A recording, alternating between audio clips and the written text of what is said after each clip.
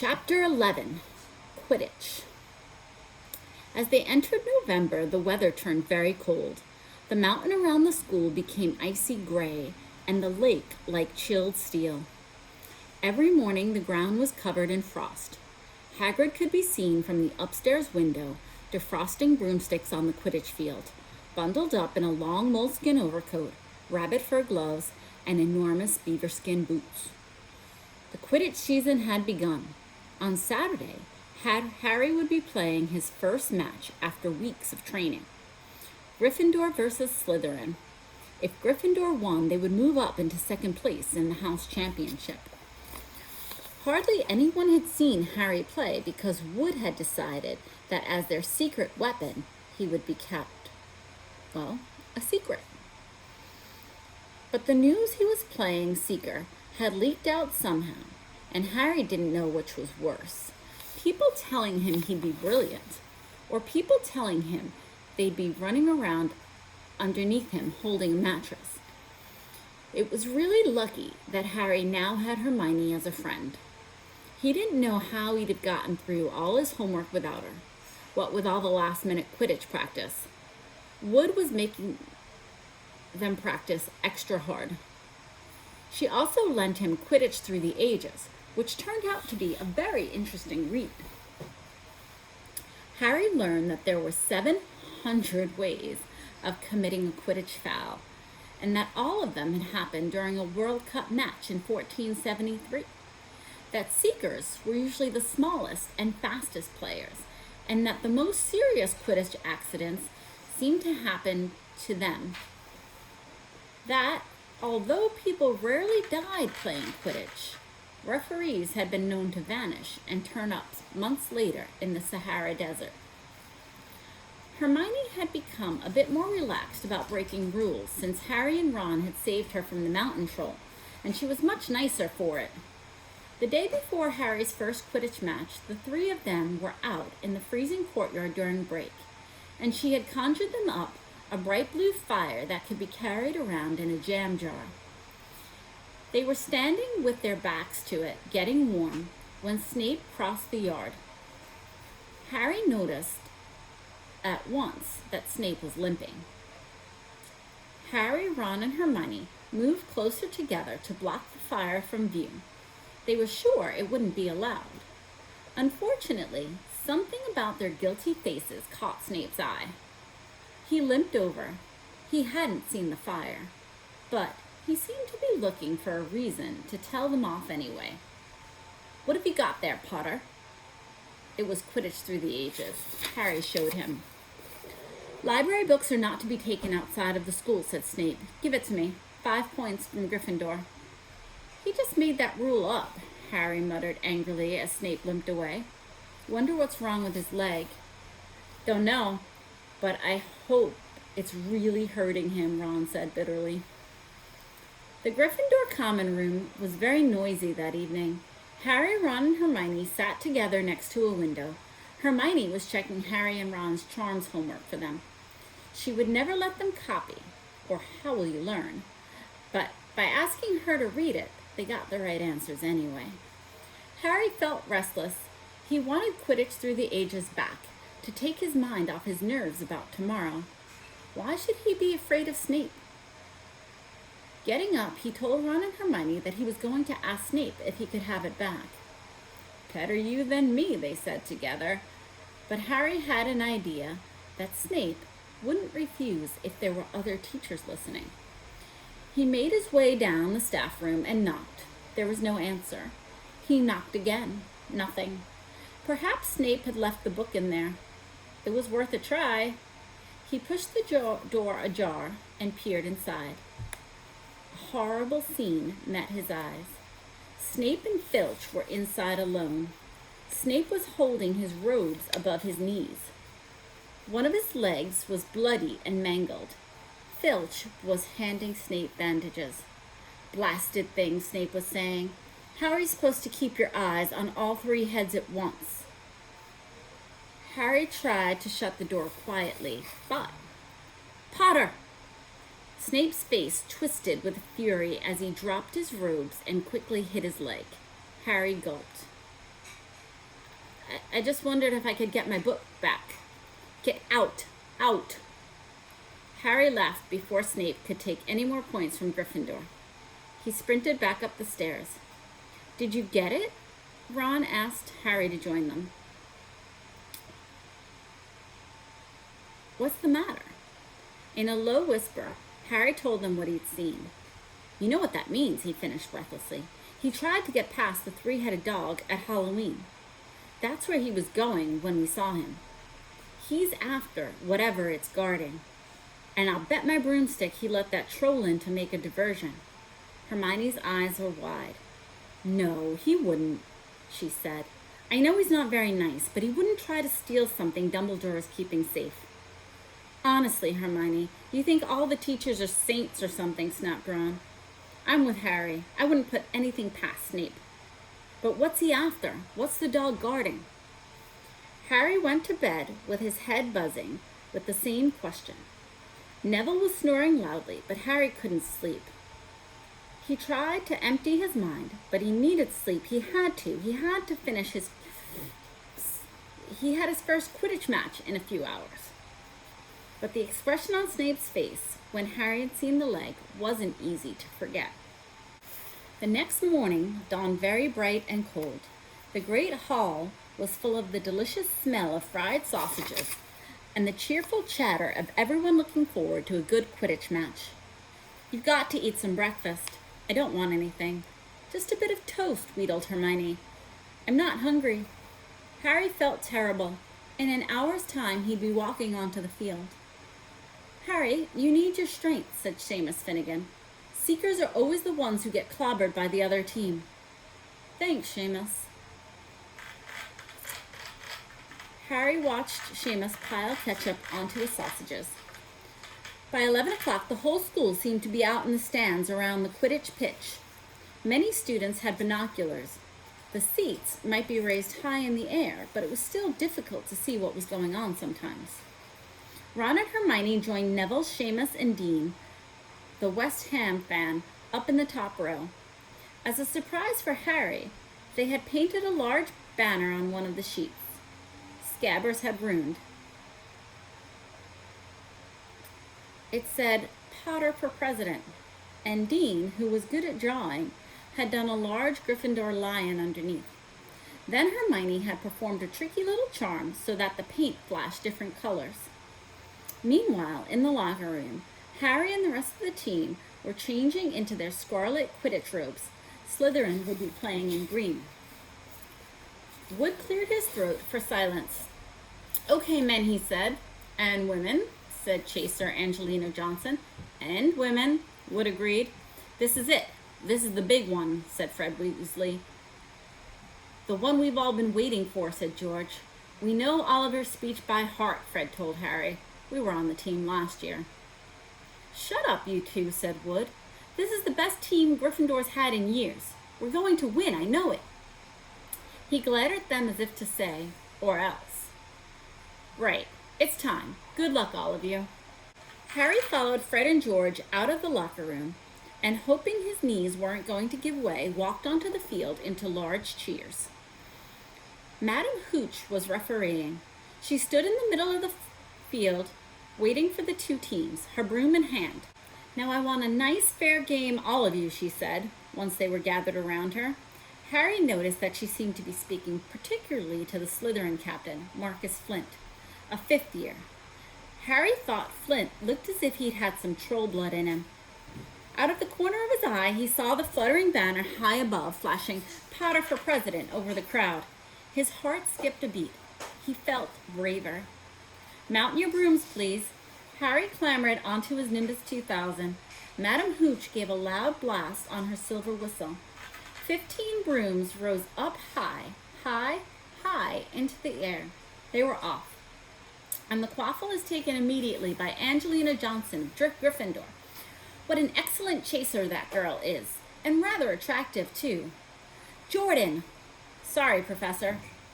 The Weasley twins' friend, Lee Jordan, was doing the commentary for the match, closely watched by Professor McGonagall. And she's really belting along up there. A neat pass to Alicia Spinner, A good find of Oliver Wood's last year, only a reserve. Back to Johnson, and nope, the Slytherins have taken the quaffle. Slytherin captain Marcus Flint gains the quaffle, and off he goes. Flint, flying like an eagle up there. He's going to score. Nope, stopped by an excellent move from the Gryffindor keeper, Oliver Wood. And the Gryffindors take the quaffle. That's Chaser Katie Bell of Gryffindor there. Nice dive around Flint, off, up the field, and ouch! That must have hurt. Hit in the back of the head by a bludger. Quaffle taken by Slytherin. That's Adrian Pusey, speeding off towards the goalpost, but he's blocked by a second bludger. Sent his way by Fred and George Weasley. Can't tell which. Nice play by Gryffindor. Beater anyway. And Johnson back in possession of the quaffle. A clear field ahead, and off she goes. She's really flying. Dodges a speeding bludger. The goalposts are ahead. Come on now, Angelina. Keep. Bletchley dives. Misses. Gryffindor scores. Hey. I should not be a sportscaster. But I'm trying. Gryffindor cheers. Fill the cold air with howls and moans from Slytherins. Budge up there, move along. Hagrid. Ron and Hermione squeeze together to give Hagrid enough room to join them. Been watching from me hut, said Hagrid, patting a large pair of binoculars around his neck, but isn't the same as being in the crowd. No sign of the snitch yet, eh? Nope, said Ron. Harry hasn't had much to do yet. Keep out of trouble, though. That's something, said Hagrid, raising his binoculars and peering at the sky, at the speck that was Harry. Way up above them, Harry was gliding over the game, squinting about for some sign of the snitch. This was the part of his and Wood's game plan. And if you remember, Harry has to catch the snitch. If he catches the snitch, it's game over. All that scoring with the quaffle doesn't matter so much, because whoever catches the snitch gets so many points that usually they win. Keep out of the way until you catch sight of the snitch, Wood said. We don't want you attacked before you have to be. When Angelina had scored, Harry had done a couple of loop-de-loops to let his feelings off. Now he was back to staring around for the snitch.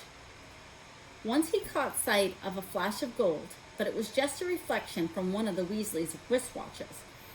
And once a bludger decided to come pelting his way, more like a cannonball than anything, but Harry dodged it, and Fred Weasley came chasing after it. All right there, Harry, he had time to yell as he beat the bludger furiously towards Marcus Flint.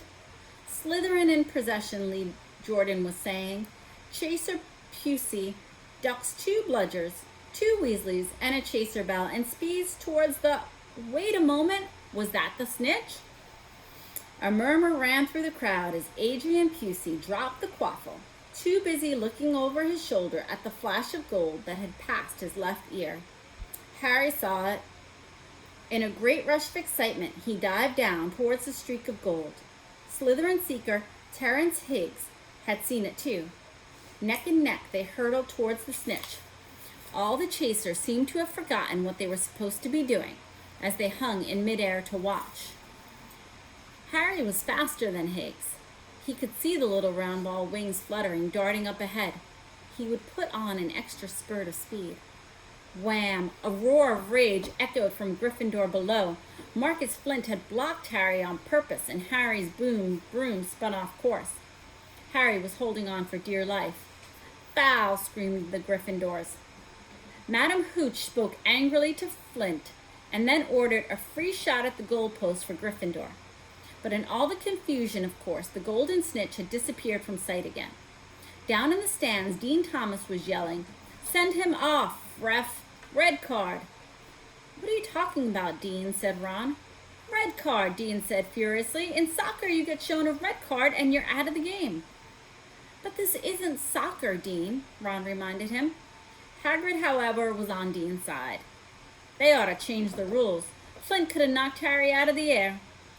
Leah Jordan was finding it difficult not to take sides. So, after the obvious and disgusting bit of cheating, Jordan, growled Professor McGonagall. I mean, after the open and revolting foul. Jordan, I'm warning you. All right. Flint nearly kills the Gryffindor Seeker, which could happen to anyone, I'm sure. So a penalty to Gryffindor, taken by Spinnet, who puts it away, no trouble, and we continue to play. Gryffindor is still in possession. It was as Harry dodged another bludger, which went spinning dangerously past his head, that it happened. His broom gave a sudden, frightening lurch. For a split second, he thought he was going to fall. He gripped the broom tightly with both his hands and knees. He never felt anything like it. It happened again. It was as though the broom was trying to buck him off, but the Nimbus 2000 did not suddenly decide to buck their riders off. Harry tried to turn back toward the Gryffindor goalpost. He had half a mind to ask Wood to call time out, and then he realized that his broom was completely out of his control. He couldn't turn it. He couldn't direct it at all. It was zigzagging through the air, and every now and then making violent swishing movements that almost unseated him. Lee was still commentating. Slytherin in possession, Flint with the quaffle, passes Spinnet, passes Bell, hit hard in the face by Bludger, hope it broke his nose. Only joking, Professor Slytherin. Only joking, Professor. Slytherin score. Oh no, the Slytherins were cheering. No one seemed to have noticed that Harry's broom was behaving strangely. It was carrying him slowly higher away from the game, jerking and twitching as it went. Don't know what Harry thinks he's doing, Hagrid mumbled. He stared through the binoculars. If I didn't know any better, I'd say he lost control of his broom. But he can't have. Suddenly, people were pointing up at Harry all over the stands. His broom started to roll over, with him only just managing to hold on.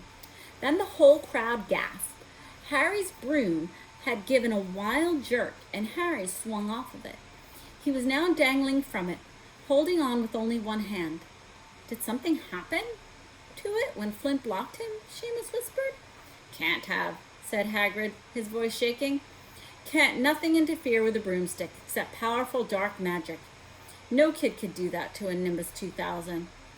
At these words, Hermione seized Hagrid's binoculars, but instead of looking up at Harry, she started looking frantically at the crowd. What are you doing? Moaned Ron, grave-faced. I knew it, Hermione gasped. Snape! Look! Ron grabbed the binoculars. Snape was in the middle of the stands, opposite them. He had his eyes fixed on Harry and was muttering non-stop under his breath. He's doing something. He's jinxing the broom, said Hermione. What should we do? Leave it to me. Before Ron could say another word, Hermione had disappeared. Ron turned the binoculars back on Harry. His broom was vibrating so hard, it was almost impossible for him to hang on much longer. The whole crowd was on its feet, watching, terrified, as the Weasleys flew up and tried to pull Harry safely onto one of their brooms, but it was no good. Every time they got near him, the broom would jump higher still. They dropped lower and did circles underneath him, obviously hoping they could catch him if he fell. Marcus Flint seized the quaffle and scored 5 times without anyone noticing. Come on, Hermione, Ron muttered desperately. Hermione fought her way across the stands where Snape stood and was now racing along the row behind him. She didn't even stop to say sorry as she knocked Professor Quirrell head first into the front row. Reaching Snape, she crouched down, pulled out her wand, and whispered a few well-chosen words. Bright blue flames shot from her wand at the hem of Snape's robes.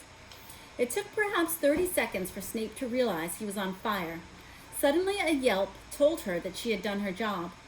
Scooping the fire off him into a little jar in her pocket, she scrambled back along the row. Snape would never know what had happened. It was enough. Up in the air, Harry was suddenly able to clamber back into his broom. Neville, you can look, Ron said. Neville had been sobbing into Hagrid's jacket for the last 5 minutes. Harry was speeding towards the ground when the crowd saw him clap his hands to his mouth and thought he was going to be sick. He hit the field on all fours, coughed, and something fell into his hand. "I've got the snitch," he shouted, waving it above his head, and the game ended in complete confusion. He didn't catch it. He nearly swallowed it. Flint was still howling 20 minutes later, but it made no difference. Harry hadn't broken the rules, and Lee Jordan was still happily shouting the results. Gryffindor had won by 170 points to 60. Harry heard none of this, though. He was being made a cup of strong black tea in Hagrid's hut with Ron and Hermione. "It was Snape," Ron was explaining. "Hermione and I saw him. He was cursing your broomstick, muttering. He wouldn't take his eyes off you." "Rubbish," said Hagrid, who hadn't heard a word of what had gone on next to him in the stands. "Why would Snape do something like that?" Harry, Ron, and Hermione looked at one another, wondering what to tell him. Harry decided on the truth. "I found something out about him," he told Hagrid. "He tried to get past that three-headed dog on Halloween. It bit him. We think he was trying to steal whatever it's guarding." Hagrid dropped the teapot. "How do you know about Fluffy?" he said. "Fluffy?" "Yeah, he's mine. Bought him off a Greek chappie I met in a pub last year. I lent him to Dumbledore to guard the..." "Yes?" said Harry eagerly. "Now don't ask me any more," Hagrid said gruffly. "That's top secret, that is. But Snape's not trying to steal it." "Yes, he is." "Rubbish," said Hagrid again. "Snape's a Hogwarts teacher. He'd do nothing of the sort." "So why did he just try to kill Harry?" cried Hermione. The afternoon's events certainly seemed to have changed her mind about Snape. "I know a jinx when I see one, Hagrid. I've read all about them. You've got to keep eye contact, and Snape wasn't blinking at all. I saw him." "I'm telling you, you're wrong," said Hagrid hotly. "I don't know why Harry's broom was acting like that, but Snape wouldn't try to kill a student. Now listen to me, all three of you. You're meddling in things that don't concern you. It's dangerous. You forget that dog, and you forget what's guarding it. That's between Professor Dumbledore and Nicholas Flamel." "Aha," said Harry. "So there's someone called Nicholas Flamel involved, is there?" Hagrid looked furious with himself. All right, and that's the end of chapter 11. So next we're on to chapter 12. I know it's taken us a little bit. The chapters do take a long time, but we watched Harry Potter and the Sorcerer's Stone the other night, and it was over pretty quickly, and it really makes you think about the difference between telling a story in writing and telling a story through pictures, although I'm sure the movie took them a very long time to film.